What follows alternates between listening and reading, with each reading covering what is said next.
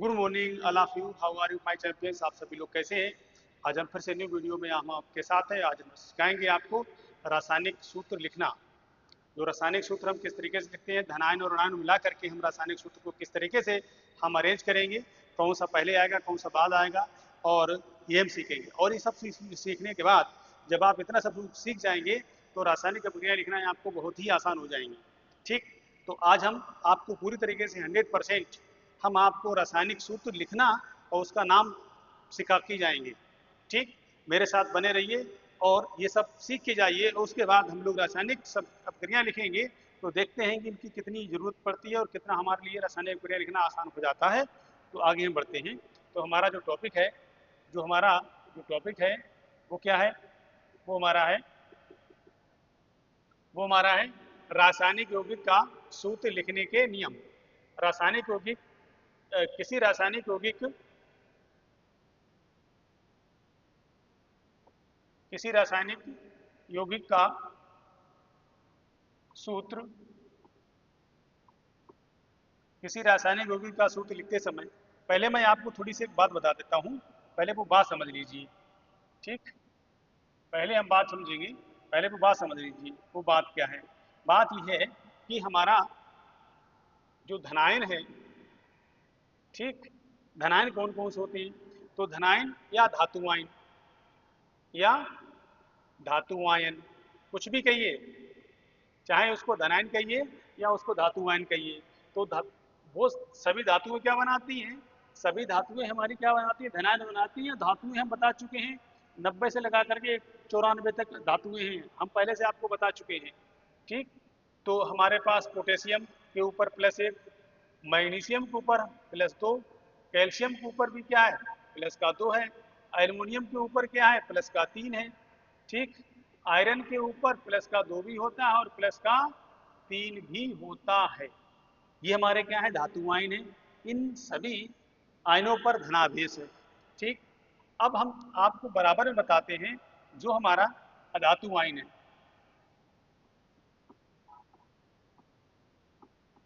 ठीक, अधातु आयन को हम ऋणात्मक आयन भी कहते हैं। क्या कहते हैं? ऋणात्मक आयन या ऋण आयन। अब ऋण आयन में कौन है हमारा? बहुत आसान है। ऋण आयन में हमारे पास कौन है? फ्लोरीन हो गया, ठीक, क्लोरीन हो गया, ब्रोमीन हो गया, आयोडीन हो गया। फिर कल बाहर आई एंटी, ठीक, ओ एस से टीको वाले में ऑक्सीजन है और सल्फर है। ये हमारे धातु आयन होते हैं, वो हमारे धातु आयन होते हैं। तो जब किसी रासायनिक यौगिक को हम लिखेंगे तो रासायनिक यौगिक को लिखते समय पहले हम धनायन लिखेंगे, फिर उसके बाद ऋणायन लिखेंगे। ठीक, और नाम लिखेंगे तो पहले धातु आयन का नाम लिखेंगे और उसके बाद हम क्या लिखेंगे? अधातु आयन का नाम। ठीक, तो रासायनिक सूत्र लिखते समय, ठीक, तो चलिए हम देखते हैं, आगे हम सीखते हैं ये सब। ठीक है, ये मैं आपको बता चुका हूँ इसलिए हम इसको रब कर रहे दे रहे हैं। तो हमारा जो कुछ नियम है, तो पहला नियम क्या है देखिए। ठीक, तो जो हमारा पहला नियम है कि किसी किसी रासायनिक किसी रासायनिक यौगिक का यौगिक का ठीक, सूत्र लिखते हैं तो पहले धनायन पहले धनायन, ठीक, या धातु आयन तथा बाद को अधातु आयन। धनायन और बाद को ऋण आयन लिखते हैं। क्या लिखते हैं? ऋण आयन। ऐसे ही नाम लिखेंगे तब। पहला एक नियम समझिए। तो एक नियम हम समझेंगे। इस नियम को समझने के लिए हमें पहले जो यहाँ पर क्या आएगा? यहाँ पर आएगा हमारा धातु आयन। क्या आएगा? धातु आयन। ठीक, और यहाँ पे हमारा ये अधातु आयन आएगा। तो पहले क्या आएगा हमारा? यहाँ लिखेंगे धातु आयन। क्या लिखेंगे? धातु आयन, या इसको लिखेंगे धनायन। क्या लिखेंगे? या धनायन। तो इस ब्रैकेट में या तो हमारा धातु आयन आएगा या हमारा धन आयन आएगा। इसमें अधातु आयन आएगा। क्या आएगा? अधातु आयन बोलेंगे। और अधातु आयन ना कहें तो इसको हम ऋणायन बोलेंगे। क्या बोलेंगे? ऋणायन। तो इधर हमारा धातु आयन आएगा और इधर आएगा हमारा ऋणायन। अब हम इसको एग्जाम्पल की मदद से लिखते हैं। ठीक, सपोज पहले हमारे पास है सोडियम। क्या है? धातु आयन। अधातु आयन क्या है हमारे पास? क्लोरीन। क्या है हमारे पास? क्लोरीन। जब ये दोनों मिलेंगे, जब ये दोनों मिलेंगे तो क्या बनाएंगे? NaCl। क्या बनाएंगे मेरे प्यारे बच्चे? NaCl बनाएंगे। दूसरा देखिए, Mg के ऊपर +2। ठीक, और इसको फिर से क्या कर लें हम? इसको हम क्लोरीन ही रहने दें। ठीक, जब क्लोरीन लिखी जाएगी, जब ये क्लोरीन को हम लिखेंगे तो यहाँ पे क्या होना चाहिए? तो ये इसका यौगिक बनेगा, वो मैं बता दूंगा अभी। ठीक, तो क्या बनेगा? MgCl2। MgCl2 क्या बनेगा? MgCl2 मेरे प्यारे बच्चे बनेगा। इसका नाम बनेगा MgCl2। क्या बनेगा? इसका MgCl2 बनेगा। ठीक, और तो देखिए पहले किसका नाम है? पहले किसका नाम है? धनायन, फिर ऋणायन। पहले धनायन, फिर कौन है? ऋणायन है। और ये दोनों मिल करके सोडियम क्लोराइड बना दिए हैं और उसको मैग्नीशियम क्लोराइड बना दिया। ठीक, तो मैंने क्या बताया सूत्र लिखने के लिए? जब नाम लिखेंगे तो पहले हम किसका नाम लिखेंगे? पहले हम लिखेंगे धातु आयन का नाम। तो इसका नाम क्या होगा? इसका नाम प्यारे बच्चे होगा मेरा सोडियम क्लोराइड। क्या होगा? सोडियम। अरे भाई पहले क्या है हमारा? धनायन है। पहले क्या है हमारा? धनायन है। तो धनायन का नाम लिखेंगे। पहले किसका नाम लिखेंगे? धनायन का। तो धनायन हमारा सोडियम क्लोराइड है। क्या है मेरे प्यारे बच्चे? सोडियम क्लोराइड है। क्या है? Sodium chloride. अब इसका हम नाम लिखेंगे। जब इसका नाम लिखेंगे तो पहले हमारे पास क्या है? धनायन। धनायन का नाम पहले लिखेंगे। तो धनायन में कौन है हमारा? मैग्नीशियम है। तो यहाँ पे क्या लिखेंगे मेरे प्यारे बच्चे? मैग्नीशियम। क्या लिखेंगे? मैग्नीशियम लिखेंगे। ठीक, और दूसरा हमारा क्या है? ऋणायन है। तो दूसरा हमारा ऋणायन है, वो है हमारा क्लोराइड। तो इसका नाम क्या लिखेंगे? क्लोराइड। क्या लिखेंगे? Magnesium chloride. अरे बात समझ में आई? पूरी बात समझ में आई? जब भी कोई हमें रासायनिक यौगिक लिखना है, तो जब भी हमें कोई रासायनिक यौगिक लिखना है तो रासायनिक यौगिक लिखते समय सबसे पहले हमें धनायन को लिखना है और उसके बाद हमें ऋणायन लिखना है। पहले हम धनायन लिखेंगे और उसके बाद ऋणायन लिखेंगे। पहले हम धातु आयन लिखेंगे, उसके बाद ऋणायन लिखेंगे। बोलो बात दिखाई दी? अरे बात दिखाई दी आपको? तो मैंने दो एग्जाम्पल लेकर के बताए हैं। अब इसका ये तो रहा सूत्र, ये क्या रहा? सूत्र रहा इसका। फिर रासायनिक, ये नाम हो गए इसके। ये तो बात समझ गए? तो पहला क्या है? कोई भी रासायनिक सूत्र हमें लिखना है तो पहले धनायन को रखेंगे, उसके बाद ऋणायन को। चलिए दूसरा नियम देखते हैं। ठीक, अब हम दूसरे नियम की बात चलती है। अब दूसरे नियम में ये है कि जो भी हमारे धनायन है, जो भी हमारे धनायन और ऋणायन हैं, इनकी संयोजकता संतुलित होना चाहिए। इनकी संयोजकता संतुलित होना चाहिए, मतलब बराबरी का मुकाबला रहना चाहिए। अधूरा नहीं, बराबरी पे मुकाबला रहना चाहिए। क्या रहना चाहिए? बराबरी का। तो इसमें बराबरी के मुकाबले में देखो कैसे, तो हम लिखेंगे इसमें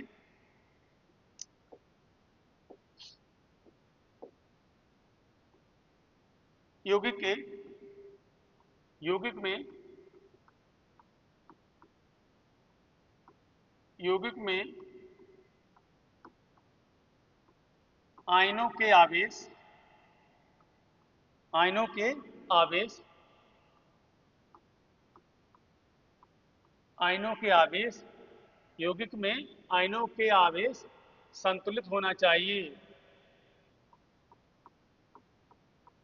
संतुलित होना चाहिए। क्या है, आवेश बराबर होना चाहिए, ऐसा नहीं बराबरी का मुकाबला ना हो। हम ऐसा ना हो कहीं बराबरी का मुकाबला ना हो, हमें बराबरी का मुकाबला कराना है। ठीक, अब देखो कैसे, अब मैं लिखता हूं यहां पर। तो एक हमारे पास अभी हमने लिखा पोटेशियम, ठीक, और दूसरा हमारा है इसमें क्लोरीन। क्या है, क्लोरीन। तो इस पर हमारा एक प्लस, तो इस पर हमारा एक माइनस, दोनों बराबर, दोनों बराबर।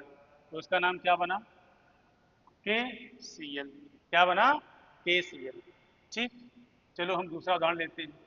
दूसरा हमारे पास है मैग्नीशियम का, ठीक, और यह हमारा है क्लोरीन। अब बराबरी का मुकाबला नहीं है, यहाँ पे प्लस का 2 है, यहाँ पे माइनस का 1 है।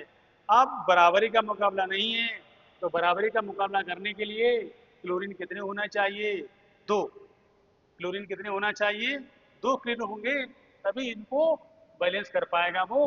प्लस के 2 खत्म करने के लिए माइनस के भी तो 2 चाहिए, और माइनस के 2 लाने के लिए हमें दूसरा क्लोरीन यहाँ लाना पड़ेगा, उसका साथी दूसरा लाना पड़ेगा, तभी अब माइनस के 2 हो गए और प्लस के 2 हो गए, तो बराबर हमारा क्या बना, MgCl2, मैग्नीशियम क्लोराइड। यहाँ तक बात समझ में आ गई आपके, यहाँ तक बात समझ में आ गई। ठीक, अब तीसरा नियम देखिए, जो हमारा तीसरा नियम है,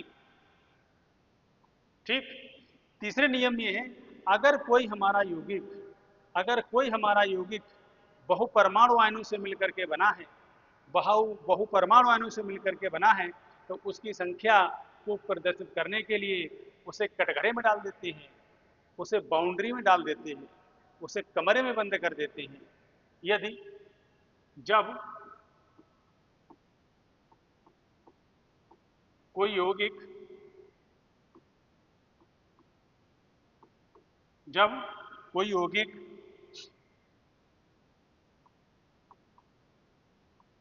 बहुपरमाणु, जब कोई यौगिक बहुपरमाणु आयनों से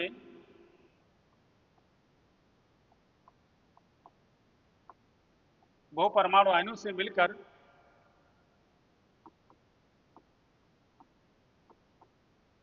बना होता है, बना होता है, तो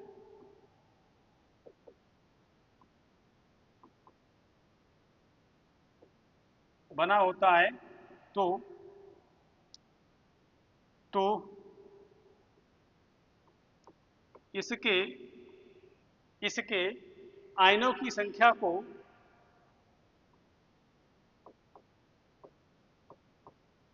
इसके आयनों की संख्या को, इसके आयनों की संख्या को दिखाने के लिए,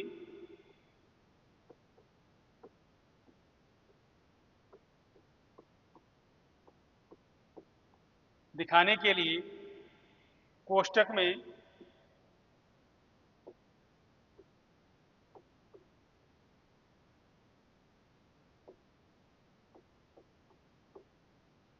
कोष्टक में, कोष्टक में बंद करके, कोष्टक में बंद करके संख्या को, संख्या को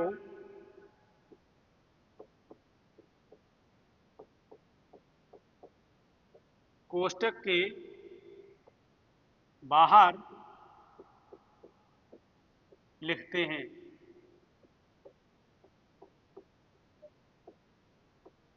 क्या करते हैं, जब कोई यौगिक बहुपरमाणु आयनों से मिलकर बना होता है, तो इसके आयनों की संख्या को दिखाने के लिए कोष्टक में बंद करके संख्या को कोष्टक के बाहर लिखते हैं।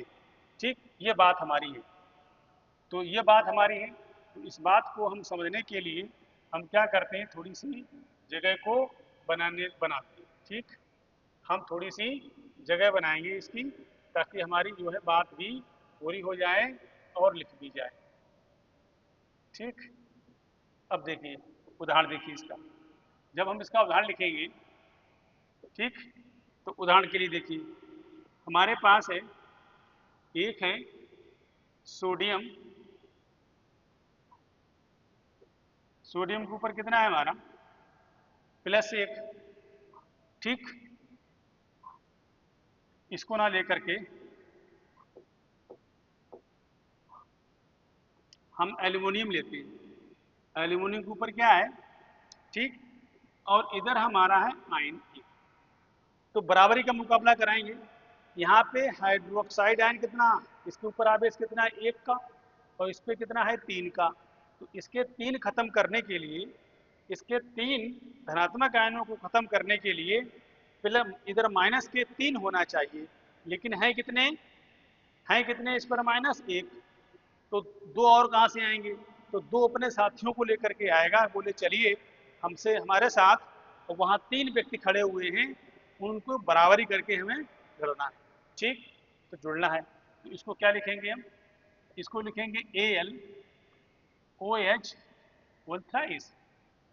ये बहुपरमाणु आयन है, ये क्या है हमारा बहुपरमाणु आयन है। तो बहुपरमाणु आयन की संख्या को दिखाने के लिए हमने क्या लिखा, पहले कोष्टक में बंद किया और उसके बाद बाहर हमने 3 लगा दिया। बोलो बात समझ में आई, बोलो बात समझ में आई पूरी है। इसमें अगर किसी को कोई समस्या हो तो बताएं, मेरे हिसाब से आप पूरी तरीके से समझ चुके हैं। ठीक, दूसरा देखिए, ठीक, तो दूसरा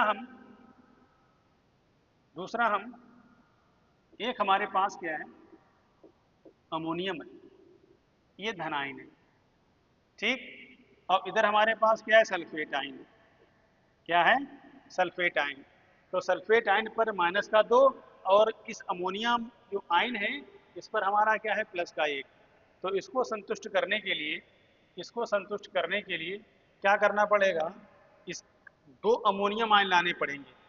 क्या लगाने पड़ेंगे, 2 अमोनियम आयन आएंगे और सल्फर को बैलेंस कर देंगे। क्या कर देंगे, सॉरी, क्या करेंगे, बैलेंस करेंगे। तो इसका नाम हो गया एल्युमिनियम हाइड्रोक्साइड, इसका नाम हो गया अमोनियम सल्फेट। समझ में आई बात। एक बार मैंने माइनस वाले को ब्रैकेट में डाला है, एक बार मैंने प्लस वाले ब्रैकेट में डाला है, क्योंकि ये बहुपरमाणु आयन है। तो इसकी संख्या कितनी है, 2, क्योंकि 2 माइनस को खत्म करने के लिए 2 प्लस चाहिए, और यहाँ प्लस है इसके पास कितना 1। तो दूसरा कहाँ से लाएगा, अपने साथी से लेकर के आएगा, अपने साथी को बुला करके लाएगा कि चलिए हम दोनों मिलकर के साथ साथ रहते हैं। ठीक, तो इस तरीके से खत्म हुआ तुम्हारा नियम नंबर 3। ठीक, अब नियम नंबर 4 में क्या है, ये पूरी तरीके से आप नोट कर लें, और नोट करने के बाद इसको सीख लें। ठीक, मतलब याद रखें, बाकी तो सब सूत्र में ही पता लग जाएगा। इसमें बने रहिए मेरे साथ, देखिए मैं आगे दिखाता हूं तुम्हारे लिए। तो देखिए हमारा जो चौथा नियम है, चौथा नियम है, अगर कहीं आवश्यकता पड़ी, अगर कहीं आवश्यकता पड़ी तो संयोजकताओं के मासा से हम भाग करते हैं। यदि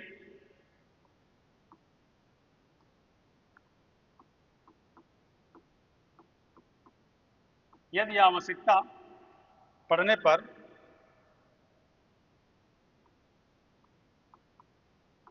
आवश्यकता पड़ने पर आयनों की, आयनों की हम्म,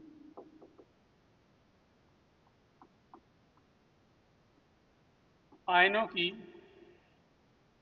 संयोजक, आयनों की संयोजकता के मासा से, मासा से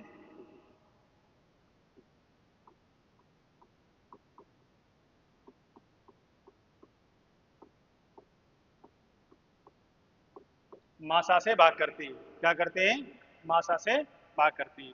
ठीक, तो देखिए हमारे पास कार्बन कितना है 2, ठीक, और ऑक्सीजन कितने हैं इसमें, इसको हटाइए। ठीक, ये बता रहा है यहाँ पर कार्बन की संयोजकता +4 दिख रही है ना, यहाँ पर तो कार्बन कितने आना चाहिए, कार्बन कितने होना चाहिए, ऑक्सीजन कितने होना चाहिए, इसको ऐसा ऐसा इसको ये ना देख करके हम लोग उसको भी हटाओ, इसको नहीं पढ़ते हैं, हम इसको देखते हैं। हमारे पास क्या है, मैग्नीशियम है, क्या है, मैग्नीशियम है, और इधर क्या है हमारा ऑक्सीजन, इधर क्या है हमारा ऑक्सीजन। तो जो यहाँ पर यौगिक बनने वाला है मेरे प्यारे बच्चे, वो यौगिक क्या बनेगा देखिए, वो यौगिक बनेगा Mg, इसके ऊपर कितना है, इसके ऊपर कितना है, इसकी इसकी संख्या कितनी है, दो है ना, कितनी है, दो, और इसकी कितनी है, दो। तो इन दोनों से भाग करिए भाई, दोनों से भाग कर, दो से भाग करते हैं, इनका मासा क्या आया, दो आया, दो से भाग करेंगे तो क्या बनेगा, Mg और O, ठीक। तो दोनों संयुक्ताएं से इसकी भाग हो जाएगी, तो कभी कभी आवश्यकता पड़ने पर संयोजकताओं से भी भाग हमें करनी पड़ती है। तो इसकी संयुक्ता हमारी प्लस की दो है, और इसकी हमारी क्या है, माइनस की दो, ठीक। तो हम भाग करेंगे तो क्या रह जाएगा, एक एक, और एक एक कभी दर्शाते हैं नहीं। इस तरीके से हमारे टोटल कितने हो गए, चार नियम हो गए, कितने हो गए, चार नियम। और ये चारों नियम आपको हम अब अप्लाई करके दिखाते हैं, ठीक। चलिए आगे हम बढ़ते हैं, ये तो आपने नोट कर ही लिया, ये आपने नोट कर लेना पूरी तरीके से, ठीक। चलिए बहुत अच्छी बात, जब आपने नोट कर लिया, अब पांचवा और देख लो, तो हम देखते हैं क्या है, ठीक। तो पांचवें नियम में देखिए, है ना, पांचवें नियम में क्या है कि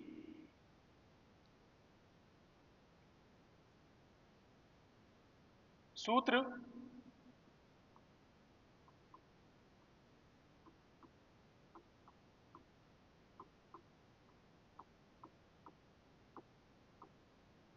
सूत्र लिखते समय आयन की संयोजकता, हम्म, आयन की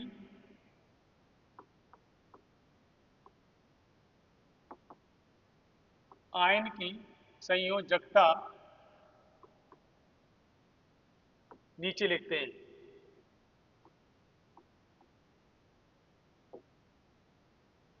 नीचे लिखते हैं, ठीक। जैसे कि हमारे पास प्लस का 3 ये और माइनस का 2 ये, ठीक। तो इसके नीचे क्या लिखा जाएगा, प्लस का 3, इसके नीचे क्या लिखा जाएगा, माइनस का 2। फिर इसकी गलती उसके सर, उसकी गलती उसके सर, ठीक। तो जो हमारे पास यहाँ है, इसको हम कहाँ लगा देंगे, यहाँ, और इसको हम कहाँ लगाएंगे, इसको हम कहाँ लगाएंगे, यहाँ, ठीक। तो हमारे पास जो यौगिक बन के आया है, वो क्या बन करके आया देखिए,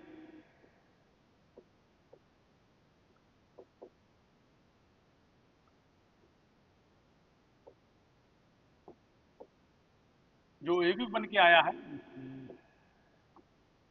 तो इसका 2 यहाँ लगेगा, और इसका 3 बी पे लगेगा। तो इस तरीके से हम लोग रासायनिक यौगिक लिखेंगे, ठीक है।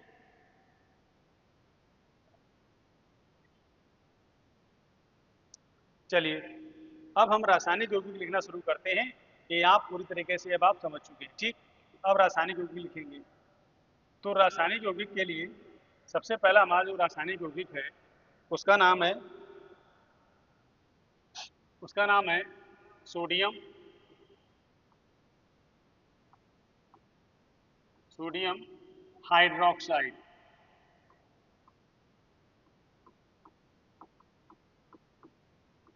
Sodium hydroxide. तो पहले हम, मेरे प्यारे बच्चे, पहले हम क्या लिखेंगे, सोडियम, क्या लिखेंगे, सोडियम, फिर क्या लिखेंगे, हाइड्रोक्साइड, ठीक। तो सोडियम के ऊपर हमारा प्लस आवेश है, उस पर क्या है हमारा, माइनस का 2, क्या है, प्लस का 2 और माइनस का 2। लेकिन इनको दिखाएंगे नहीं, क्या करेंगे, इनको दिखाएंगे नहीं। तो इसकी संख्या किसके बराबर है, प्लस 1 के बराबर, तो इसकी किसके बराबर है, माइनस 1 के बराबर। अब क्या करना है, इसकी संयुक्ता यहाँ जोड़नी है, और इसकी यहाँ जोड़नी है।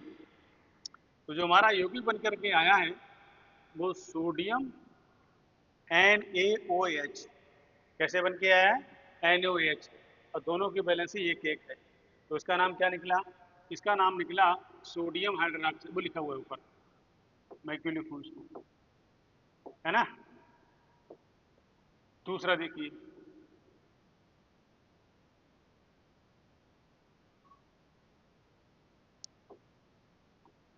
Calcium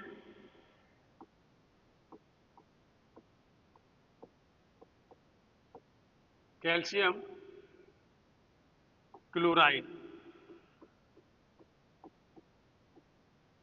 calcium chloride. तो ये रहा हमारा कैल्शियम धनाइन, ये रहा हमारा क्लोराइड। इसके ऊपर कितना है, इसके ऊपर है प्लस का 2, और इसके ऊपर है माइनस का 1। तो हम जब सावधानियां बरतेंगे क्या, इसकी गलती इसके सर जड़ेंगे और ये हम इस पे ले आएंगे। तो इसका जो नाम निकल के आया वो क्या देखो, तो इसका नाम क्या लिखेंगे, इसका नाम लिखेंगे हम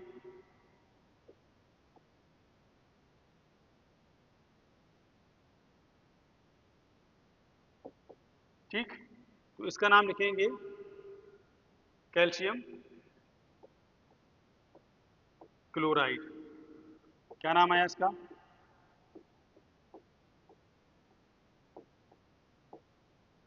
कैल्शियम क्लोराइड, इसका नाम आया कैल्शियम क्लोराइड। ठीक है, अब हम देखते हैं तीसरा। अब देखो तीसरा क्या है, तीसरा है हमारा, तीसरा है एल्युमिनियम क्लोराइड।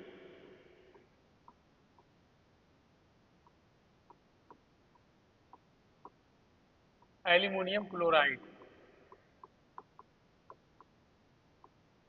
Aluminium chloride. तो एल्युमिनियम क्लोराइड लिखने के लिए हमें क्या करना पड़ेगा, पहले तो एल्युमिनियम लिखना पड़ेगा और फिर लिखना पड़ेगा क्लोराइड। ठीक, तो इस पर होता है प्लस का 3 और इस पर होता है माइनस का 1। जब रासायनिक सूत्र लिखेंगे हम तो इसकी गलती इसके सर डालेंगे और इसकी गलती जो है इसके सर डालेंगे, तो Al तो बनी रहेगा और Cl कितना हो जाएगा 3, Cl कितना होगा 3 हो जाएगा। ठीक,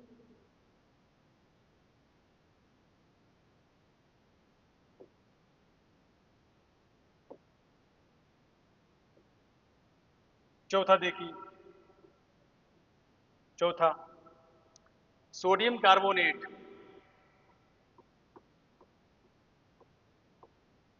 सोडियम कार्बोनेट। ठीक, अब आप सभी को मालूम है सोडियम के ऊपर क्या है प्लस का 1 और कार्बोनेट के ऊपर माइनस। ठीक, तो हम लिखते क्या हैं, हम लिखते क्या हैं कि ये जो है नहीं होगा। ठीक, अब हम क्या लिखेंगे, इसके नीचे लिखेंगे प्लस का 1। ठीक, और इसके नीचे लिखेंगे माइनस का 2। ये आपको याद होना चाहिए, ये आपको याद होना चाहिए, मैंने लिखा के दिए हैं। अब इसकी जब इसको रासायनिक सूत्र लिखेंगे तो इसको यहाँ लगाएंगे तो इसको कहाँ लगाएंगे, यहाँ पर। तो ओवरऑल जो हमारा समीकरण बन करके आएगा, टू लग गया ना इस पे, और ये तुम्हारा खाली पड़ा रहेगा।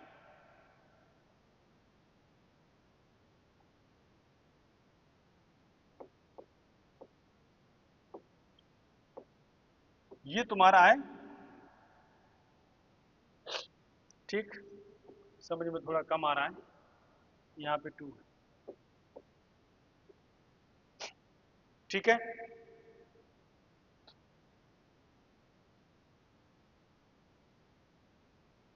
तो इस तरीके से हम लोगों ने 5 जो नियम पढ़ लिए हैं, और नियम पढ़ने के बाद हमने आपको 5 लिख करके दिखाया है। आई होप आप लोगों को पूरी तरीके से समझ में आया होगा, और इसी तरीके की नेक्स्ट वीडियो में हम रासायनिक विक्रियाएं बारे में कुछ बताएंगे और ऐसे यौगिक कुछ बताएंगे। तब तक के लिए आप अपना दिमाग हिलाते रहिए, होमवर्क करते रहिए, इसको याद करते रहिए। धन्यवाद।